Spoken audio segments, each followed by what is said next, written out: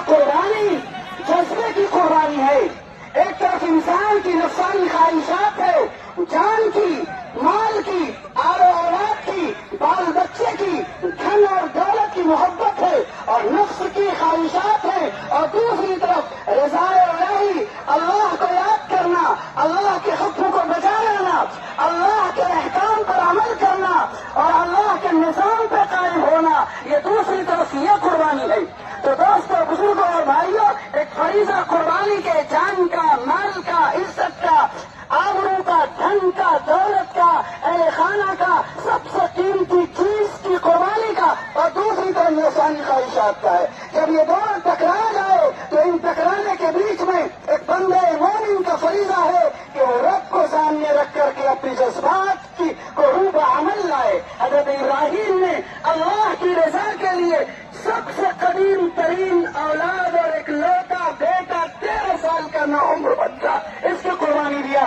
اللہ نے ان کے بدلے میں بطور صدقہ کے میڈا بھیجا اور ہم سب وہی جائیں گے، اپنے ہاتھ سے اپنی جانور کی قربانی کریں گے. اللہ تعالیٰ اس جانور کی قربانی کو بےحد اپنی بارگاہ میں قبول فرمائے. آپ حضرات اپنے ہاتھوں سے قربانی کرنے کی کوشش کریں کہ پہلے سے آپ ریڈی ہو کے تیار ہو کے جائیں. حدیث میں آتا ہے کہ قربانی کے دن قربانی سے افضل، بہتر، اللہ کی نگاہ میں پسندیدہ اور محبوب عمل قربانی کے علاوہ کوئی نہیں ہے. سب سے محبوب اور پیارا عمل قربانی ہے. اس لیے اپنے ہاتھ سے قربانی کرنے کی کوشش کریں.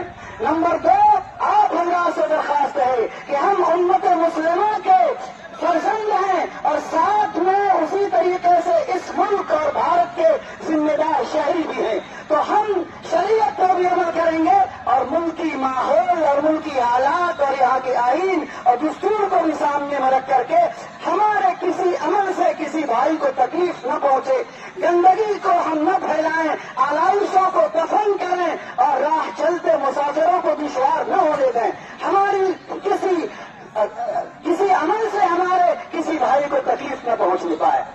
تیسری بات، نوجوانوں سے درخواست ہے کہ آپ قربانی کے اس عمل کو، اس تقرب الہی کے ذریعے کو سوشل میڈیا پہ نہ ڈالیں. واٹس ایپ اور فیس بک میں فوٹو لے کر کے سیلفی یا اور دوسروں کے سامنے میں نہ پھینکیں، حالات کو سامنے رکھیں. اور تیسری بات، غزہ کے مسلمان بھائیوں کے بارے میں آپ دعا کریں، ماں اور بچوں اور بہنوں اور بیٹیوں کے بارے میں آپ دعا کریں.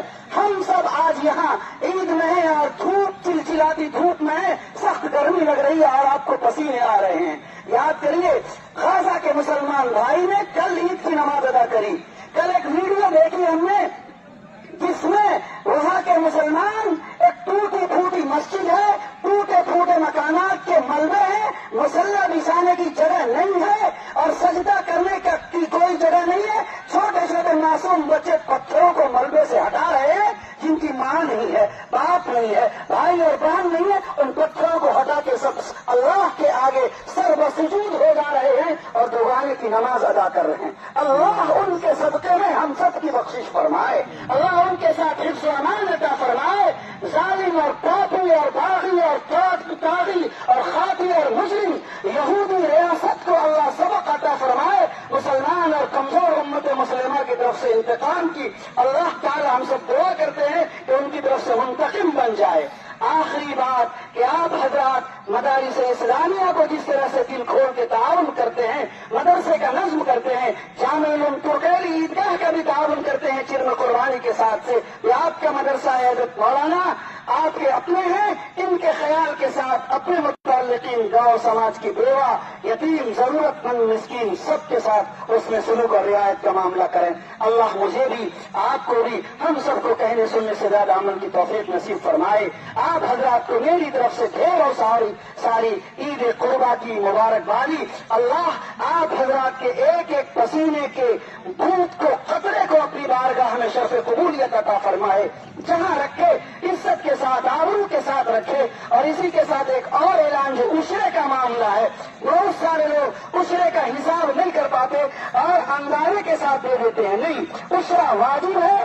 20 کلو گیہوں میں 1 کلو گیہوں ہے تو اسی طریقے سے 20 کلو مکئی میں 1 کلو مکئی ہے. آپ ناپ کر کے تول کر کے کادا کر کے حساب کتاب کر کے آپ باضابطہ اپنے متعلق مدرسے کو جامع علوم کے ساتھ اپنے گاؤں اور سماج اور علاقے کے مدرسوں کو اسی لحاظ سے بانٹیں۔ ابھی رمضان میں ایک صاحب کے میرے پاس فون آیا، ارریہ ضلع کے ہیں، انہوں نے بتایا کہ اتنی